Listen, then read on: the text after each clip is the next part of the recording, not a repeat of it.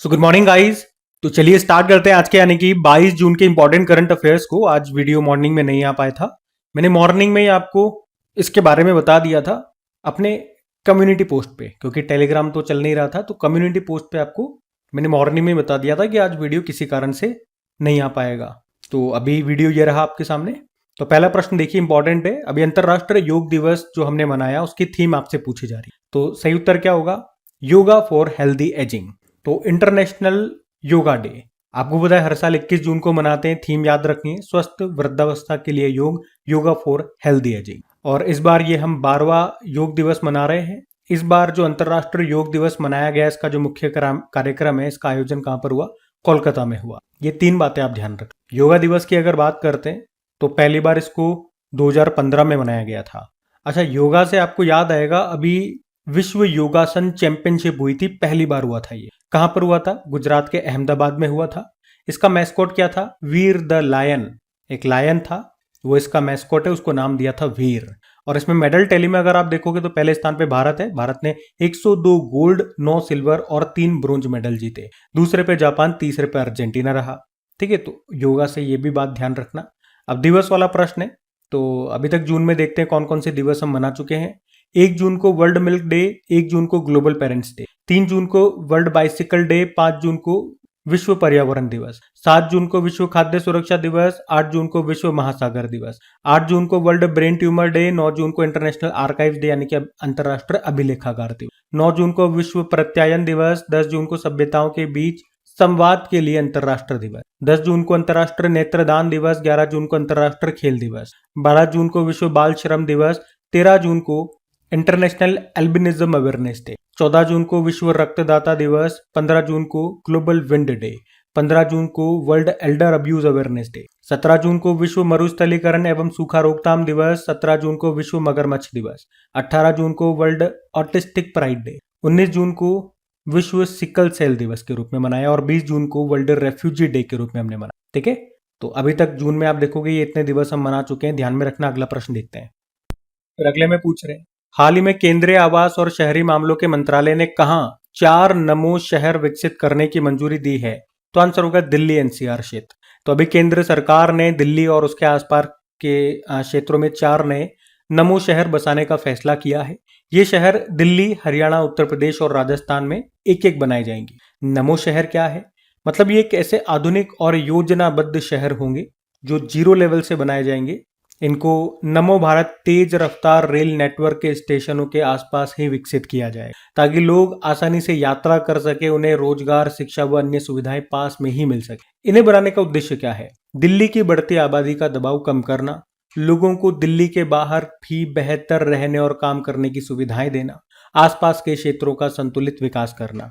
कितनी राशि खर्च होने वाली है? 5 वर्षों में लगभग 5,000 करोड़ रुपए इसमें खर्च होंगे। अच्छा, यहाँ पे ये RRTS क्या है? Regional rapid transit system.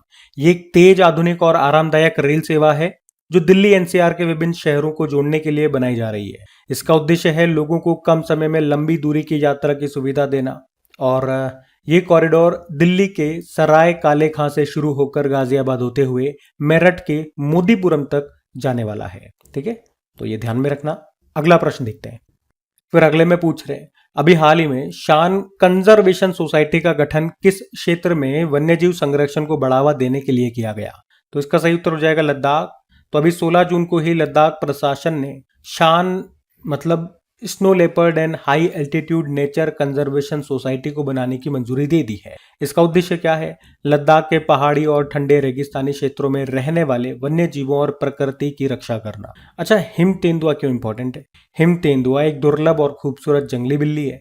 ये ऊंचे हिमालयी क्षेत्रों में रहता है जहां बहुत ठंड और कम ऑक्सीजन होती है। भारत में अगर बात करें तो 718 हिम तेंदुए पाए गए हैं लास्ट टाइम जो रिपोर्ट आई थी उसके अनुसार, जिसमें सबसे ज्यादा मिलेंगे लद्दाख में। कितने? 477। इसीलिए लद्दाख हिम तेंदुए के संरक्षण का महत्वपूर्ण क्षेत्र है। शान सोसाइटी की अगर बात करें, शान की फुल फॉर्म मैंने आपको बता दी, snow leopard and high altitude nature. और ये सोसाइटी है क्या? शान सोसाइटी। ये संस्था, ये सोसाइटी लद्दाख की जैव विविधता, बायोडाइवर्सिटी और प्राकृतिक संसाधनों की सुरक्षा के लिए काम करेगी। अब लद्दाख की बात हो रही है तो ये रहा मैप में लद्दाख। कैपिटल लेह भी है, कारगिल भी है, लेफ्टिनेंट गवर्नर विनय कुमार सक्सेना हो गए।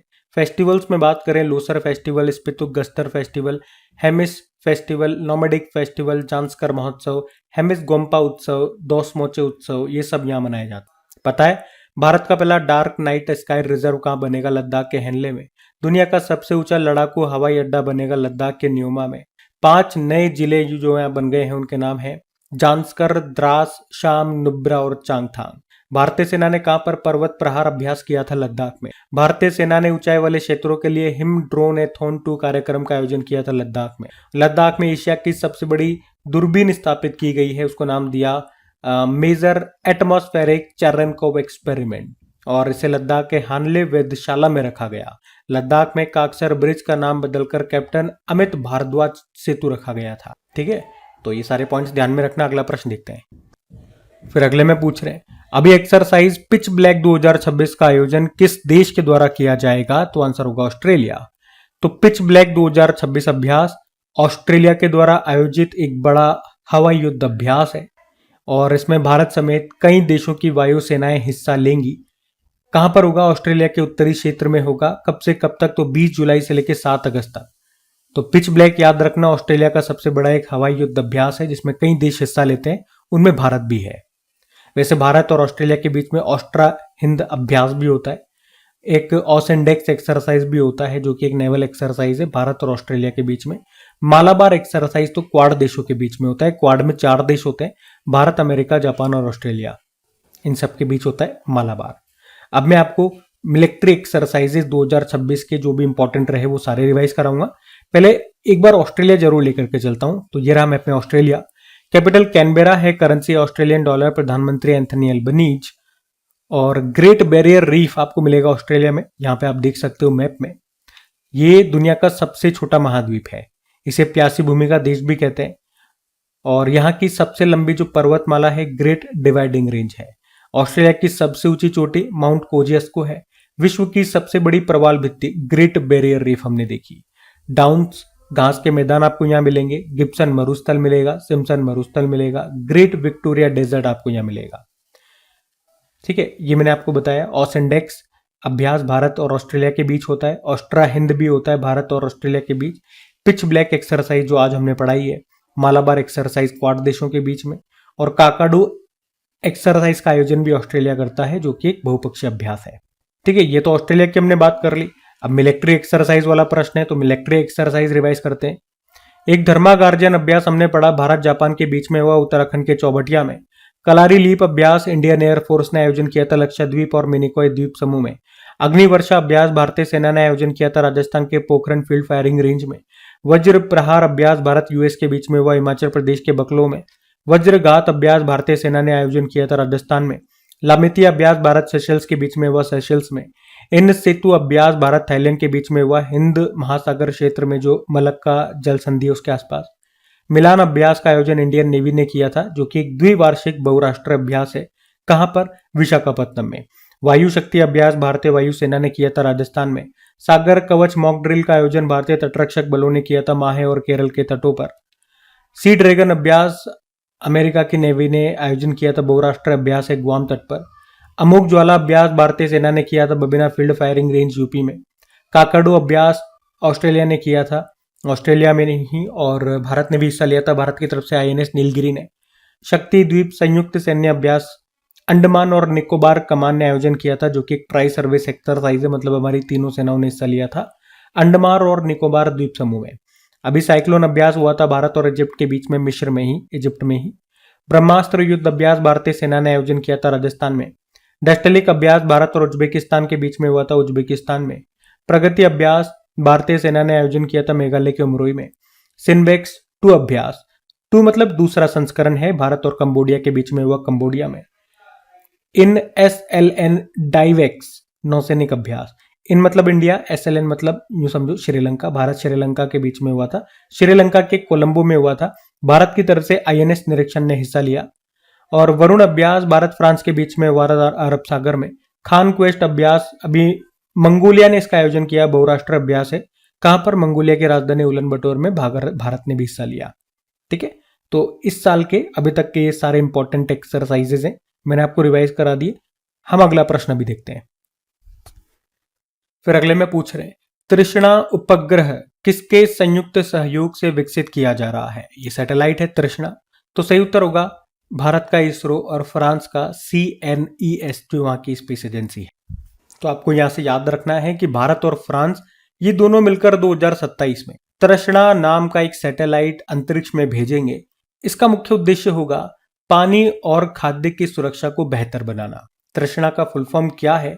तो thermal infrared imaging satellite for high resolution natural resources assessment. मतलब ये सैटेलाइट पृथ्वी की सतह का तापमान, मिट्टी की नमी, फसलों की स्थिति और जल संसाधनों की जानकारी जुटाएगा। कौन बना रहा है इसको? भारत की जो स्पेस एजेंसी है इसरो और फ्रांस की जो स्पेस एजेंसी है CNES, ये दोनों मिलकर के इस मिशन को विकसित कर रहे हैं। और ये उपग्रह क्यों महत्वपूर्ण है? क्योंकि अगर आप ओवरऑल देखोगे तो आज दुनिया दो सबसे बड़ी चुनौतियों का सामना कर रही है। एक तो खाना और पानी, सबसे बड़ी चीज यही है। ठीक है, पर्यावरण है, लेकिन अगर आप एक दिन भी पानी नहीं पियोगे तो दूसरे दिन मर जाओगे, तीसरे दिन मर जाओगे। बिना पानी बिना खाना के तो सब बेकार है। तो सबसे बड़ी चुनौतियां क्या है? जल संकट और खाद्य सुरक्षा। अब ये तृष्णा जो उपग्रह ये लॉन्च करेंगे, ये क्या बताएगा? ये बताएगा कि भैया कहाँ पानी की कमी हो रही है, कौन सी फसलें पानी के तनाव वाटर स्ट्रेस से प्रभावित है, जलवायु परिवर्तन का खेती और जल संसाधनों पर क्या असर पड़ रहा है। ठीक है, तो इसी से रिलेटेड ये काम करने वाला है। ठीक है, आपको क्या ध्यान रखना है? भारत और फ्रांस मिलके ये उपग्रह लॉन्च करेंगे 2027 में, जिसका नाम होगा तृष्णा। तृष्णा उपग्रह कौन कौन मिलकर के लॉन्च करेंगे, ये आपको ध्यान रखना है, ये दिमाग में रखनी है बात। अब फ्रांस की बात कर ले तो ये रहा मैप में फ्रांस। कैपिटल पेरिस हो गई, करेंसी है यूरो, प्रेसिडेंट है इमैनुअल मैक्रोन, प्रधानमंत्री है सेबेस्टियन लेकार्नो। अभी G7 समिट का आयोजन हुआ था, 52वां नंबर का, फ्रांस ने होस्ट किया था, मोदी जी भी गए थे। और फ्रांस ने 15 साल से कम उम्र के बच्चों के लिए सोशल मीडिया को बैन कर दिया। छठा भारत फ्रांस वार्षिक रक्षा वार्ता हुआ था बंगलुरु में। वन हेल्थ समिट अभी लियोन फ्रांस में हुआ। वरुण अभ्यास भारत फ्रांस के बीच में हुआ था अरब सागर में। भारत के ATL मॉडल से प्रेरित होकर फ्रांस में पहली स्कूल इनोवेशन लैब बनाई जाएगी। फ्रांस में पहली बार एक पारंपरिक हिंदू मंदिर बनाया जा रहा है। उसके अलावा E-स्पोर्ट्स वर्ल्ड कप, ये पहला एडिशन है। ये वैसे रियाद सऊदी अरब में होना था, लेकिन अब इसको शिफ्ट कर दिया गया, ये पेरिस फ्रांस में होगा, अभी जुलाई में होगा शुरू। इसके ग्लोबल एम्बेसडर कौन है? क्रिस्टियानो रोनाल्डो है। ये पॉइंट भी ध्यान में रखना। ठीक है, अगला प्रश्न देखते हैं। फिर अगले में पूछ रहे हैं कि भारत और जापान ने ग्रेप्स 3 म्यूऑन टेलीस्कोप से सूर्य के चुंबकीय क्षेत्र का अध्ययन अभी किया है। ये टेलीस्कोप कहां पर स्थित है? ग्रेप्स 3 जिसका नाम है, तो ये आपको मिलेगा तमिलनाडु में। तो वैज्ञानिकों ने अभी तमिलनाडु के ऊटी में जो ग्रेप्स 3 टेलीस्कोप है, उसकी मदद से ये समझने की कोशिश की है कि सूर्य की गतिविधियां और पृथ्वी के ऊपरी वायुमंडल का तापमान अंतरिक्ष से आने वाले म्यूऑन कणों को कैसे प्रभावित करता है। तो पहले बात करें ग्रेप्स 3 क्या है। ग्रेप्स 3 ये भारत की एक विशेष वैज्ञानिक वेधशाला, ऑब्जर्वेटरी आप कह सकते हो, जो अंतरिक्ष से आने वाली कॉस्मिक किरणें, कॉस्मिक रेस का स्टडी करती है। अच्छा, इस टेलीस्कोप का संचालन कौन कर रहा है? Tata institute of fundamental research. इसका उद्देश्य क्या है? ब्रह्मांड से आने वाले उच्च ऊर्जा कणों का अध्ययन करना। अब ये जो अध्ययन किया जा रहा है, ये क्यों किया जा रहा है? इससे वैज्ञानिकों ने क्या जानने की कोशिश की है? इससे वैज्ञानिकों ने ये जानने की कोशिश की है कि पृथ्वी के ऊपरी वायुमंडल का तापमान और सूर्य का चुंबकीय क्षेत्र अंतरिक्ष से आने वाले म्यूऑन कणों को कैसे प्रभावित करता है, कैसे इफेक्ट कर रहा है। इसके लिए उन्होंने 22 वर्षों से अधिक समय तक एकत्र जो कलेक्ट किया उन्होंने डेटा, उसको स्टडी किया है। अच्छा, ये म्यूऑन कण क्या है? म्यूऑन हम बात कर रहे हैं, ये क्या होते हैं? तो जब अंतरिक्ष से आने वाले ब्रह्मांडीय किरणें, जिन्हें आप कॉस्मिक रेस कहते हो, ये पृथ्वी के ऊपरी वायुमंडल से टकराती है, तो कई छोटे छोटे इसके कण बन जाते हैं और उन्हीं कणों को म्यूऑन कहा जाता है। अब ये स्टडी इंपॉर्टेंट क्यों, ये अध्ययन इंपॉर्टेंट क्यों है? क्योंकि इससे अंतरिक्ष मौसम, स्पेस वेदर को समझने में मदद मिलती है। सौर तूफानों के पृथ्वी पर प्रभाव का अनुमान लगाया जा सकता है। ब्रह्मांड में होने वाले ऊर्जावान घटनाओं को बेहतर ढंग से समझा जा सकता है। ठीक है, प्रश्न आपको पूरा समझ में आ गया। अब कुछ और टेलीस्कोप से संबंधित प्रश्न मैं आपको करवा रहा हूं, ध्यान से सुनना। एक हमने पढ़ा था लद्दाख में एशिया की सबसे बड़ी दूरबीन स्थापित की गई थी, उसका नाम रखा था मेजर एटमॉस्फेरिक चेरेनकोव एक्सपेरिमेंट। ये लद्दाख के हानले वेधशाला में इसको रखा गया। एशिया का सबसे बड़ा लिक्विड मिरर टेलीस्कोप ये आपको मिलेगा उत्तराखंड में। इसका डायमीटर व्यास है 4 मीटर का। और यूरोपियन स्पेस एजेंसी के गेया स्पेस टेलीस्कोप ने शिव और शक्ति नामक दो प्राचीन तारों की धाराओं की खोज की थी। यूरोपियन स्पेस एजेंसी ने सौरमंडल के पिंडों का निरीक्षण करने के लिए यूक्लिड स्पेस टेलीस्कोप लॉन्च किया था। जेम्स वेब टेलीस्कोप किसने लॉन्च किया था? नासा ने। 27 फरवरी 2025 को नासा का एक बड़ा अंतरिक्ष टेलीस्कोप लॉन्च हुआ था, उसका नाम है स्पेरेक्स। जेम्स वेब टेलीस्कोप ने एक एक्सोप्लैनेट K2-18 भी खोजा है और यहां पर संभावित जीवन की खोज की गई। जेम्स वेब टेलीस्कोप ने खोजा था ये। हबल स्पेस टेलीस्कोप भी नासा का है। इसने 9 चमकते हुए तारों के छल्ले से बनी एक दुर्लभ गैलेक्सी बुल्स आई गैलेक्सी की खोज की थी। भारतीय शोधकर्ताओं ने स्पाइरल की शेप में एक गैलेक्सी खोजी थी, इसका नाम है अलकनंदा रखा उन्होंने। इसे नासा के जेम्स वेब टेलीस्कोप की मदद से खोजा गया था। और डार्क मैटर के रहस्यों को जांचने के लिए रोमन स्पेस टेलीस्कोप का अनावरण किया गया। किसने लॉन्च किया? नासा ने। और इसका नाम Nancy grace Roman space telescope रखा, या रोमन टेलीस्कोप आप शॉर्ट में बोल दो। ठीक है, तो टेलीस्कोप से ये कुछ संबंधित करंट अफेयर्स में हमने प्रश्न पढ़े, मैंने एक साथ आपको रिवाइज कराए, ध्यान में रखना। अगला प्रश्न देखते हैं। फिर अगले में पूछ रहे हैं, हाल ही में चर्चा में रहे सोलर तूफानों की चेतावनी देने वाले SolarOne उपग्रह का संबंध किससे है? तो आंसर होगा अमेरिका से। एक्चुअली में अभी अमेरिका ने SolarOne नाम का एक नया उपग्रह चालू किया है, जिसका काम है सूर्य से आने वाले खतरनाक सौर तूफानों पर नजर रखना और समय रहते चेतावनी देना। कहां पर स्थापित किया गया इसे? यह सूर्य और पृथ्वी के बीच जो लैग्रांज पॉइंट 1 है, वहां पर इसे स्थापित किया गया है। लैग्रांज पॉइंट 1 L1 ये पृथ्वी से लगभग 10 लाख मील 16 लाख किलोमीटर दूरी पर है। यहीं पर इसे स्थापित किया गया है सैटेलाइट को। इस बिंदु की खास बात क्या है? यहाँ पे जो ग्रेविटेशनल फोर्स है, जो सन लगा रहा है इस बिंदु पे और जो पृथ्वी लगा रहा है, वो दोनों बराबर होता है। इसलिए अगर कोई भी ऑब्जेक्ट को आप इस बिंदुओं पे रखोगे, इस बिंदु पे रखोगे, तो वो न तो पृथ्वी की तरफ गिरेगा ना सूर्य की तरफ गिरेगा, वहीं पर रहेगा। ये इसकी खास बात होती है। तो इस स्थान से ये उपग्रह सूर्य को लगातार देख सकता है और पृथ्वी की ओर आने वाले सौर तूफानों को पहले ही पहचान सकता है। तो इसका मुख्य काम क्या होगा? सूर्य से निकलने वाली सौर हवाओं और कोरोनल मास इंजेक्शन की निगरानी करना। यदि कोई शक्तिशाली सौर विस्फोट पृथ्वी की ओर बढ़ रहा है तो उसकी जानकारी ये तुरंत दे देगा, जिससे हम कुछ बचाव कार्य कर सकते हैं। किस तरह का बचाव कार्य? मतलब ये जो सौर तूफान है ये क्या कर सकते हैं? तो आप देखोगे ये सौर तूफान कई तकनीकी प्रणालियों को प्रभावित कर सकते हैं, जैसे जो हमारी बिजली ग्रिड हो गई, GPS सिस्टम हो गया, संचार नेटवर्क हो गया, उपग्रह हो गए, विमानन सेवाएं हो गई, अंतरिक्ष यात्रियों के मिशन हो गए, इन सबको प्रभावित कर सकता है। तो SolarOne सैटेलाइट ये समय रहते चेतावनी देकर इन प्रणालियों को सुरक्षित रखने में मदद करेगा। अच्छा, इसको लॉन्च कब किया गया था? इसे पिछले साल सितंबर में लॉन्च किया गया था SpaceX के Falcon 9 रॉकेट से। और अभी 2026 में हम देख रहे हैं ये पूरी तरह से संचालन में आ गया, काम करने की स्थिति में आ गया है। अच्छा, एक प्रश्न आपको दे रहा हूं, ये जो लैग्रांज पॉइंट 1 हमने पढ़ा है ना, यहाँ पे हमने हमारा एक उपग्रह स्थापित किया था। चलो उसके बारे में बता देता हूँ। आदित्य L1 उसका नाम है। ठीक है, अब आपको ये बताना है कि उस आदित्य L1 को हमने किस रॉकेट से लॉन्च किया था। यह आपके लिए होमवर्क प्रश्न रहेगा। अच्छा, जैसे इस प्रश्न में हमने बात करी है SolarOne सैटेलाइट की, कुछ और सैटेलाइट से बनने वाले प्रश्न आपको रिवाइज कराता हूँ। एक तो पहले अगर आपसे प्रश्न पूछा जाए कि भारत का पहला निजी सैटेलाइट इंटरनेट कौन शुरू करेगा, तो अनंत टेक्नोलॉजी हैदराबाद की कंपनी है। ध्रुव स्पेस ये प्राइवेट स्पेस कंपनी है जिसका मुख्यालय हैदराबाद में है और ये SpaceX के Falcon 9 रॉकेट के जरिए अपना पहला वाणिज्यिक कमर्शियल उपग्रह मिशन लॉन्च करेगा। इसका नाम है लीप-1। बंगलुरु का एक अंतरिक्ष स्टार्टअप है गैलेक्स आई, जो कि दुनिया का पहला मल्टी सेंसर अर्थ ऑब्जर्वेटरी सैटेलाइट मिशन दृष्टि को लॉन्च करेगा।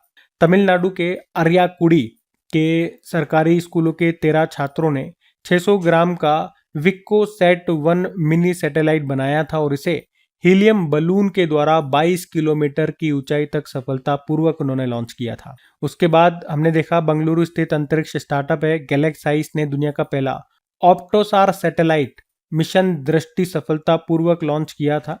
इसे SpaceX के Falcon 9 रॉकेट से लॉन्च किया गया। ये हमने ऊपर पढ़ा, वही वाला प्रश्न है, थोड़ा सा डिटेल में और लिख दिया मैंने यहाँ पे। उसके अलावा पिक्सल और सर्वम AI ने मिलकर पाथफाइंडर नाम का एक स्पेशल सैटेलाइट बनाने की भी घोषणा की है। ये स्पेशल क्यों है? क्योंकि ये भारत का पहला AI पावर्ड कक्षीय यानी कि ऑर्बिटल डेटा सेंटर सैटेलाइट होगा। ठीक है, तो सैटेलाइट से कुछ प्रश्न हमने रिवाइज करे, ध्यान में रखना। अगला प्रश्न देखते हैं।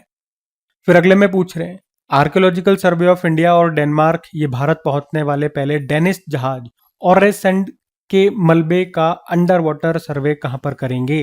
तो आंसर होगा तमिलनाडु।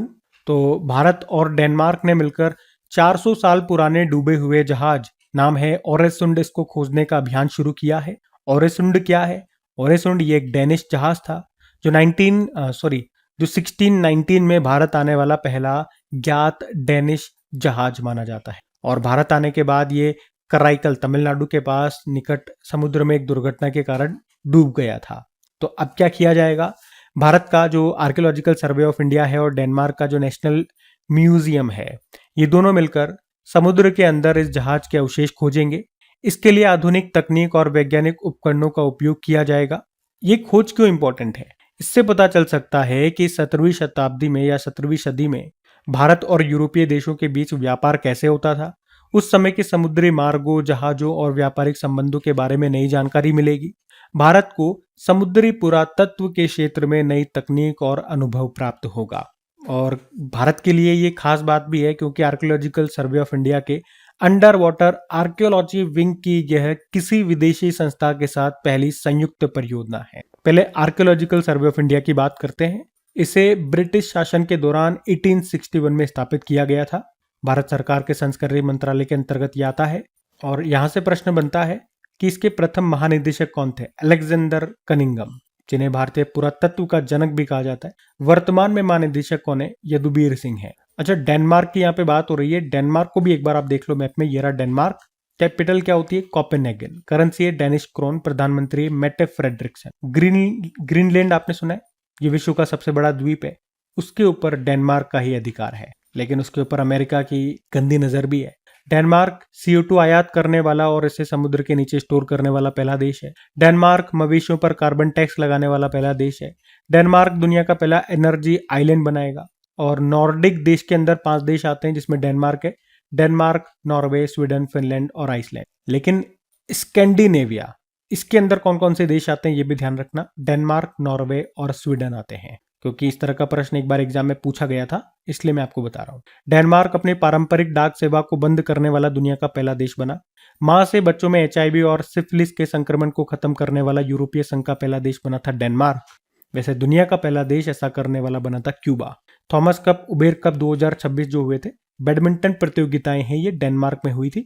थॉमस कप तो होता है पुरुषों का, उबेर कप होता है महिलाओं का। तो थॉमस कप जीता था चाइना ने फ्रांस को हरा के, और उबेर कप साउथ कोरिया ने जीता था चाइना को हरा के। और डेनमार्क के स्टार बैडमिंटन प्लेयर है विक्टर एक्सेल्सन, इन्होंने संन्यास ले लिया है। ठीक है, तो डेनमार्क इन सब कारण से न्यूज में बना हुआ है, ध्यान में रखना। अगला प्रश्न देखते हैं।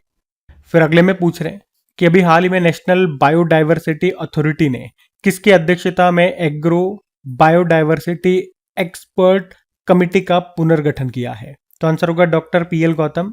तो भारत की नेशनल बायोडाइवर्सिटी अथॉरिटी ने कृषि, जैव विविधता, एग्रो बायोडाइवर्सिटी से जुड़े मामलों पर सलाह देने के लिए एक विशेषज्ञ समिति का फिर से गठन किया। समिति 1 साल तक काम करेगी। इस समिति का उद्देश्य क्या है? ये समिति सरकार को सलाह देगी कि फसलों, बीजों और पशु नस्लों की विविधता को कैसे बचाया जाए, कृषि संसाधनों का टिकाऊ उपयोग कैसे किया जाए, जैविक संसाधनों से होने वाले लाभों को किसानों और समुदायों तक कैसे पहुंचाया जाए। समिति का नेतृत्व कौन करेंगे, मतलब अध्यक्ष किसे बनाया गया है? तो पद्मश्री PL गौतम को इस समिति का अध्यक्ष बनाया गया। तो समिति क्या क्या काम करेगी?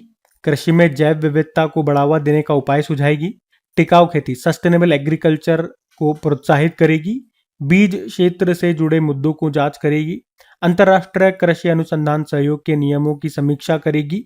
तो ये सब काम इस समिति के होंगे।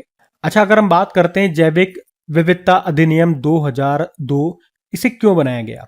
तो एक्चुअली में भारत ने 1992 में हुए जैव विविधता सम्मेलन पर हस्ताक्षर किए थे। इसी के बाद भारत ने 2002 में ये कानून बनाया था। तो अगर पूछे तो बता देना, जैविक विविधता अधिनियम कब का है? 2002 का। और जैव विविधता प्राधिकरण को स्थापित किया गया था 2003 में, जिसका मुख्यालय है चेन्नई में। ठीक है, तो ये ध्यान में रखना। कुछ नियुक्तियां मैं आपको और कराता हूँ, लेटेस्ट नियुक्तियां ये सब।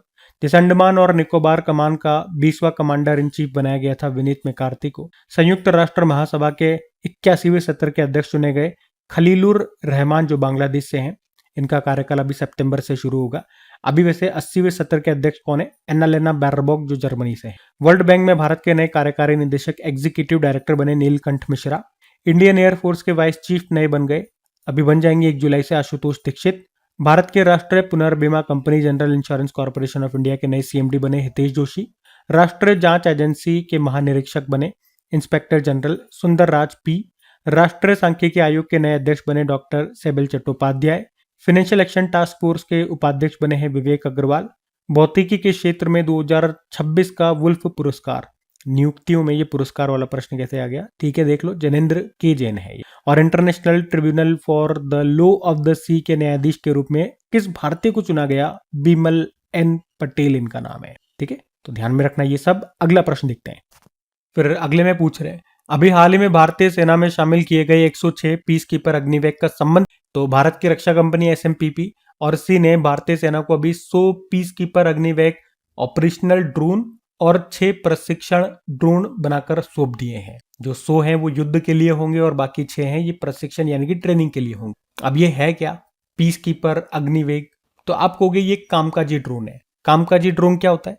कामकाजी ड्रोन, इसे आप अंग्रेजी में बोलेगे लॉइटरिंग म्यूनिशन, मतलब ऐसा ड्रोन जो लक्ष्य की तलाश करता है, फिर उस लक्ष्य के ऊपर जाकर मंडराता है और सही समय आने पर सीधे लक्ष्य पर टूट पड़ता है, उसके ऊपर गिर जाता है, खुद भी नष्ट हो जाता है, लक्ष्य को भी नष्ट कर देता है। तो इसे उड़ता हुआ आत्मघाती ड्रोन या उड़ता हुआ आत्मघाती हथियार भी कहा जाता है। बात करें इस अग्निवेग ड्रोन की मुख्य विशेषताएं क्या है, जैसे कितनी रेंज रहेगी, तो लगभग 180 किलोमीटर तक इसकी रेंज रहने वाली है। मैक्सिमम स्पीड इसकी होगी 450 किलोमीटर प्रति घंटा और लक्ष्य से केवल 5 मीटर से कम की इसकी एरर रहने वाली है। मतलब सटीकता की अगर हम बात करते हैं तो जैमिंग और स्पूफिंग से सुरक्षित रहेगा। मतलब दुश्मन अगर जीपीएस सिग्नल को जाम कर दे या गलत सिग्नल भेजे तब भी ये काम करता रहेगा। जीपीएस के बिना भी इसका संचालन आप कर सकते हो, मतलब आवश्यकता पड़ने पर अगर जीपीएस नहीं पहुंच पा रहा है तो भी ये अपने लक्ष्य तक पहुंच जाएगा। तो जीपीएस के बिना भी ये बढ़िया तरीके से काम करेगा। वैसे आपको बताया हमारे आर्मी चीफ कौन है? उपेंद्र द्विवेदी। और भारतीय सेना के वाइस चीफ हैं धीरज सेठ।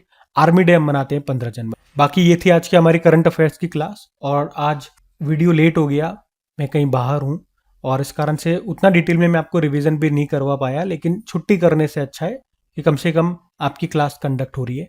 तो अगर सेशन अच्छा लगे तो प्लीज़ इसे लाइक ज़रूर करना, अपने दोस्तों के साथ में स्टडी ग्रुप में एक बार शेयर ज़रूर करना। बाकी डेली पीडीएफ आपको मिल ही जाती है और प्रैक्टिस के लिए क्विज आपको मिल जाती है अपनी क्रैक एग्जाम एप्लीकेशन में। बाकी चलो अभी कल के करंट अफेयर्स का हम क्विक रिवीजन कर लेते हैं और सेशन एंड करते हैं। तो कल पहला प्रश्न पूछा था, ऊर्जा संक्रमण सूचकांक 2026 में भारत की रैंक क्या है? 70वां स्थान है। टॉपर इसमें स्वीडन रहा था। फिर पूछा फाइनेंशियल एक्शन टास्क फोर्स के नए उपाध्यक्ष कौन बन गए हैं? तो आंसर होगा विवेक अग्रवाल बन गए हैं। फिर पूछा भौतिकी के क्षेत्र में 2026 का वुल्फ पुरस्कार किसे दिया गया? तो आंसर होगा जनेन्द्र के जैन। फिर पूछा चर्चा में रही मोम्बासा घोषणा का संबंध किससे है? अवैध मछली पकड़ने को रोकने। और फिर पूछा International Tribunal for the Law of the Sea के न्यायाधीश के रूप में किस भारतीय को चुना गया? तो आंसर होगा बिमल एन पटेल को। और चर्चा में रही कादियान ब्यास रेलवे लाइन परियोजना का संबंध किससे है? तो आंसर होगा पंजाब से। फिर पूछा कि भारत की पहली वाणिज्यिक स्तर की कोयला से अमोनियम नाइट्रेट परियोजना का उद्घाटन कहां पर किया गया? तो आंसर होगा लखनपुर उड़ीसा में। फिर पूछा कि फ्रांस का पहला पारंपरिक हिंदू मंदिर किस स्थान पर बनाया जा रहा है? तो आंसर होगा बूसी सेंट जॉर्जेस में। फिर पूछा विश्व शरणार्थी दिवस कब मनाया गया? तो आंसर होगा 20 जून को। फिर पूछा पूर्वोत्तर भारत की सबसे बड़ी ऑर्गेनिक मसाला प्रसंस्करण इकाई का उद्घाटन कहां पर किया गया? तो आंसर होगा मेघालय में। बाकी चलो कल का भी होमवर्क प्रश्न देखते हैं और सेशन एंड करते हैं। कल पूछा था भारत के पहले पूर्णतः कागज रहित जिला न्यायालय का उद्घाटन कहां पर किया गया? तो आप सभी ने प्रश्न का बिल्कुल सही उत्तर दिया। अब यह आज का आपका होमवर्क प्रश्न।